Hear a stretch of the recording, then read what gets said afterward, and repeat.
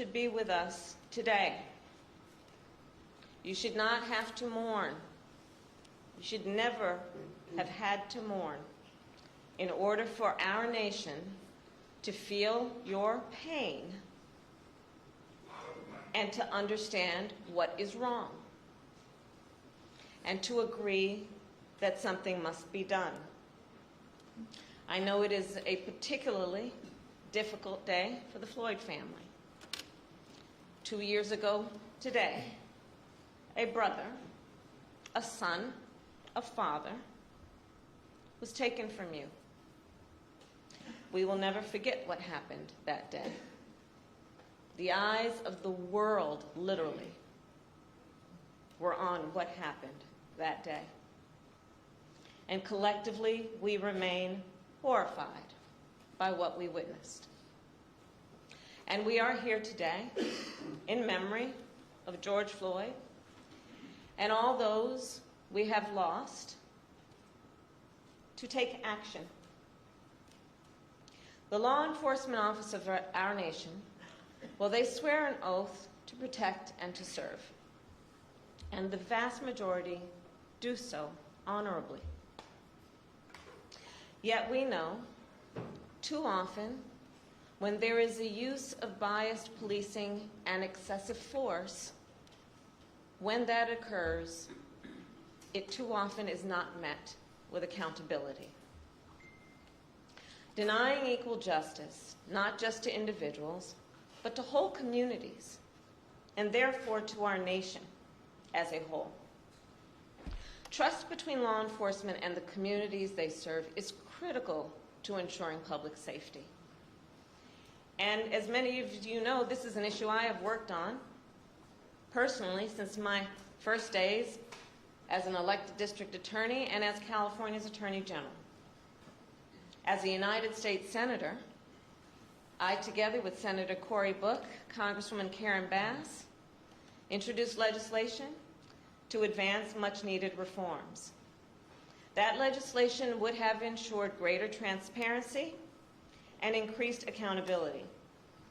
We later named it the George Floyd Justice and Policing Act. And it was passed because of the strength of the leadership in the House of Representatives through the House of Representatives. However, last fall, Senate Republicans rejected the George Floyd Justice and Policing Act. They walked away from their moral obligation to address what caused millions of Americans to march in the streets. The critical need that a coalition of Americans were demanding, were pleading for in terms of reform and accountability. At the time, President Joe Biden and I, and all of us here, we made clear, and we vowed that we would explore every action available to us at the executive level to advance the cause of justice in our nation. In a moment, our president will sign an executive order that takes dozens of important actions to advance effective, accountable policing, to strengthen trust between law enforcement and the communities they serve, and to help us fight crime and promote public safety. This order will help protect our communities, and it will help keep members of law enforcement safe on the job. These actions are a result of input and collaboration from a broad set of partners, many of whom are here today, civil rights leaders, members of Congress, in particular members of the Congressional Black Caucus, and I see Madam Chair here with us today, leading law enforcement groups, and of course the families of the victims. We know this executive order will not take away your pain, and the pain of all those families who may not be in this room right now. We also know this executive order is no substitute for legislation, nor does it accomplish everything we know must be done. but it is a necessary and long overdue critical step forward. And once again, the President and I call on the United States Senate to pass the George Floyd Justice and Policing Act. And once again, we vow that we will do everything in our power to protect public safety, to support law enforcement, and to address this issue of racial injustice wherever it exists. And with that, it is now my great honor to introduce a man who, when he ran for president, was clear in his purpose, which was to bring our nation together, who fights every day to make sure all our communities are safe and that the rights of all people are protected. The President of the United States, Joe Biden.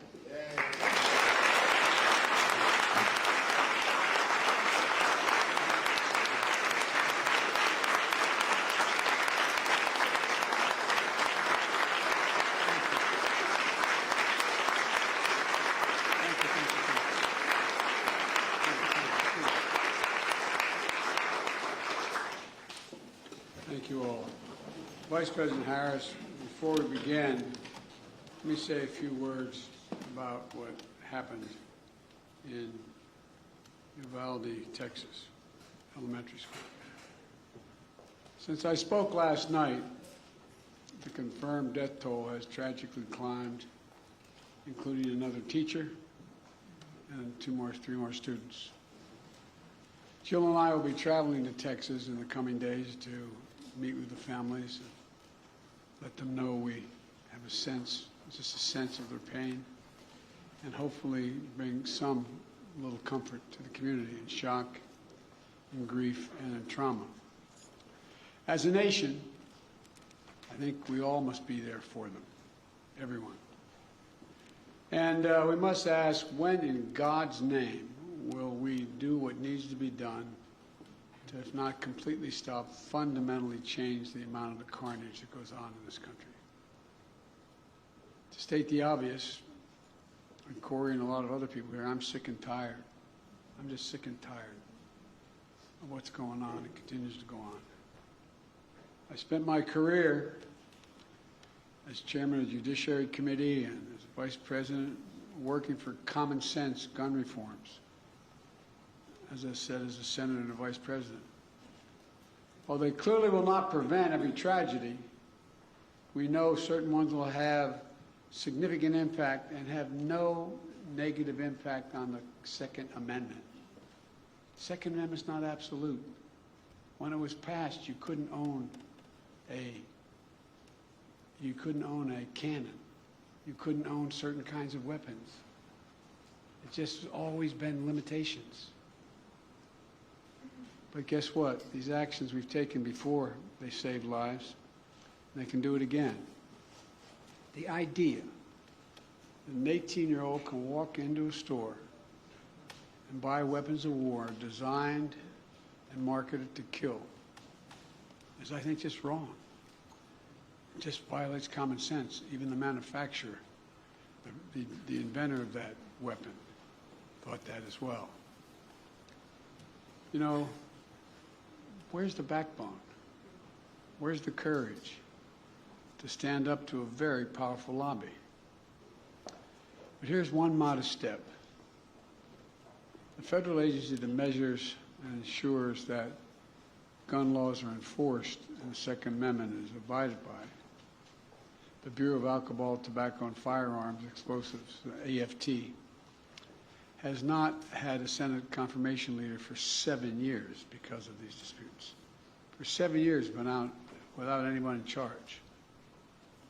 I nominated a supremely qualified former prosecutor who has broad bipartisan support from law enforcement and the community overall.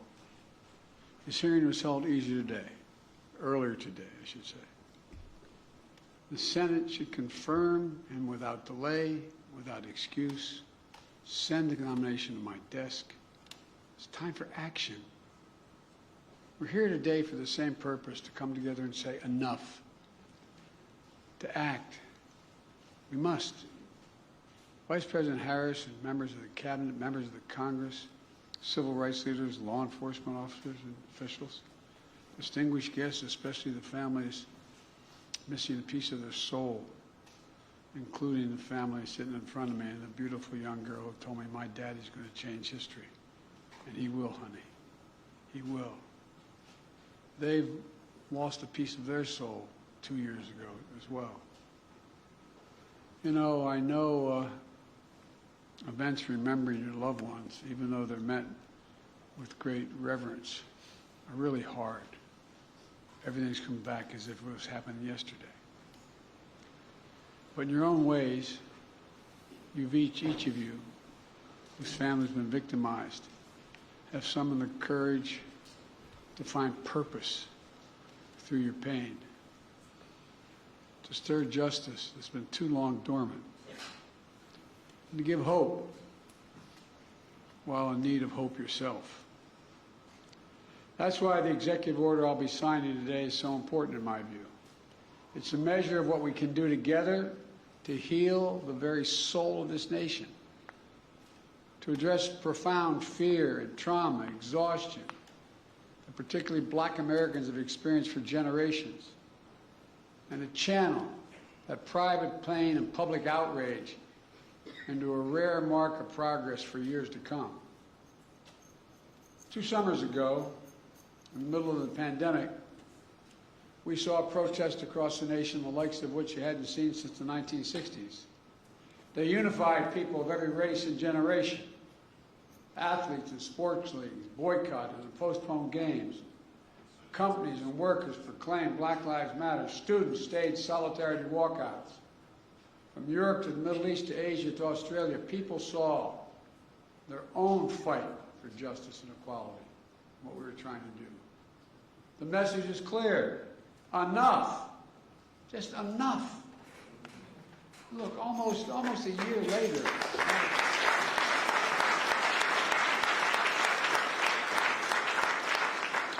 Almost a year later, a jury in Minnesota stepped up and they found a police officer guilty of murdering George Floyd, with officers and even a police chief taking the stand to testify against misconduct of their colleagues.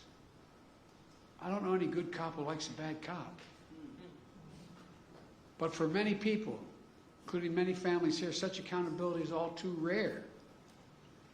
That's why I promised as president I would do everything in my power to enact meaningful police reform that is real and lasting. That's why I called on Congress to pass the George Floyd Justice and Policing Act. The Senate's in my desk. So I'm asked why I haven't done this executive order earlier. If I'd done it, I was worried it would undercut the effort to get the law passed. This is a call to action based on a basic truth. Public trust, as any cop will tell you, is the foundation of public safety. If they're not trusted, the population doesn't contribute, doesn't cooperate. Two sides of the same coin, inextricably linked. And the principles of fairness and equal justice are at the core of each of them. For the wheels of justice are propelled by the confidence that people have in their system of justice. Without that confidence, crimes will go unreported. Witness fear to come forward. Cases go unsolved. Victims suffer in isolation, while perpetrators remain free. And ironically, police are put in greater danger. Justice goes undelivered. Without public trust, law enforcement can't do its job of serving and protecting all of our communities. But as we've seen all too often, public trust is frayed and broken, and that undermines public safety. For the families here today and across the country who've had to ask why this nation, why so many Black Americans wake up knowing they could lose their life in the course of just living their lives today. Simply jogging, shopping, sleeping at home. Whether they made headlines or not, lost souls gone too soon. Members of Congress, including many here today, like Senator Cory Booker and Congressman Karen Bass, alongside members of the Congressional Black Caucus, House and Senate Judiciary Committees, spent countless hours on the George Floyd Justice and Policing Act to find a better answer to that question. I sincerely thank you all for your tireless efforts, but they're not over.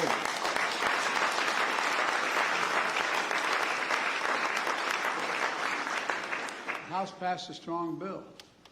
It failed in the Senate, where our Republican colleagues opposed any meaningful reform. So we got to work on this executive order. It was grounded in key elements of the Justice and Policing Act and reflects inputs of a broad coalition represented here today.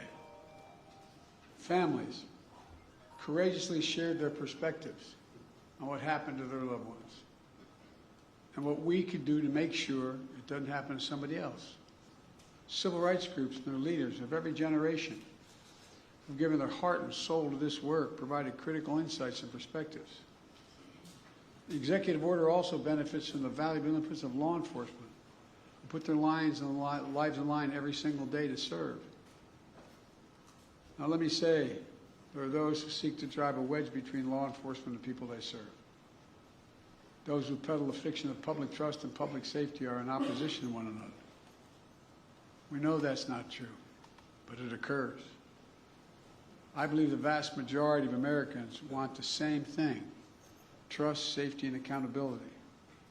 The vast majority of law enforcement risk their lives every day to do the right thing. Their families wait for that phone call every time they put on that shield. Just yesterday in Uvalde, brave local officers of the Border Patrol agents intervened to save as many children as they could. Here today, I want to especially thank the International Association of Chiefs of Police, Fraternal Order of Police, as well as the National Organization of Black Law Enforcement Executives, the Federal Law Enforcement Association, the Police Executive Research Forum, Major Cities Chiefs Association, and others who stepped up and endorsed what we're talking about today. As divided as this nation can feel, today we're showing the strength of our unity. It matters. This executive order is going to deliver the most significant police reform in decades. It applies directly under law to only 100,000 federal law enforcement officers, all the federal law enforcement officers. And though federal incentives and best practices that are attached to it, we expect the order to have significant impact on state and local law enforcement agencies as well. Here are the key parts. First, the executive order promotes accountability. It creates a new national law enforcement and accountability database to track records of misconduct so that an officer can't hide the misconduct. It strengthens the pattern and practice investigation to address systematic misconduct in some departments. It mandates all federal agents wear and activate body cameras while on patrol. Second, the executive order raises standards, bans chokeholds, restricts no-knock warrants, tightens use of force policies to emphasize de-escalation and duty to interview and to stop another officer from using executive force, just as occurred. It didn't occur, but people testified it didn't occur in George Floyd's case. And third, the executive order modernizes policing. It calls for a fresh approach to recruit, train, promote, and retrain law enforcement that's tied to advancing public safety and public trust. Right now, we don't systematically collect data, for instance, on instances of police use of force. This executive order is going to improve that data collection. There's a lot more as well. The bottom line of the executive order includes reforms that have long been talked about or are finally implemented at a federal level. And it comes at a critical time. By building trust, we can strengthen public safety, and we can more effectively fight crime in our communities. And we can do one more thing. We can show what's possible when we work together. Look, I know progress can be slow and frustrating. And there's a concern that the reckoning on race inspired 2 years ago is beginning to fade. But acting today, we're showing that our dear friend, the late John Lewis, Congressman, wrote in his final words after his final march for justice in July of 2020. He said, "Democracy is not a state. It is an act. Democracy is not a state. It's an act, an affirmative act." Today we're acting. We're showing that speaking out matters, being engaged matters, and that the work of our time, healing the soul of this nation, is ongoing and unfinished and requires all of us never to give up, always to keep the faith. I close with this. Over 2 years now, for over 2 years, we've gotten to know one another and pray with one another, not figuratively, literally. I promised the Floyd family, among others, George's name is not just going to be a hashtag. Your daddy's name is going to be known for a long time. But as a nation, we're going to ensure his legacy and the legacy of so many others remembered today. It's not about their death, but what we do in their memory that matters. The purpose. In just a few moments, I'm going to deliver on that promise when I sign the executive order. And Kamala and I will continue, along with our friends in Congress, to get meaningful police reform legislation to my desk as best we can, as quickly as we can, beyond what we're doing here, affecting states as well, directly. On this day, we're showing the America we know we're a great nation, because the vast majority of us are good people. And there's nothing beyond our capacity, nothing, when we act together as the United States of America. This is a start, a new start. May God bless you all. May God protect our forces. Now I'm going to go sign that executive order. Thank you.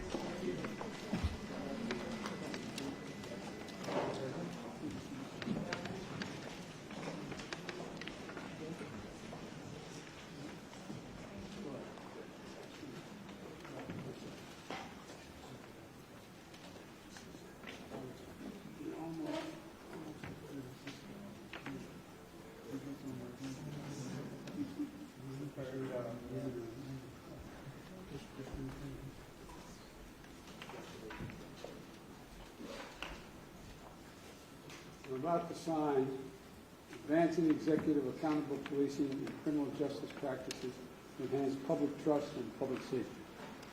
And since I only have one pen, you're all going to get a copy of this. I don't have to do one stroke at a time with each pen.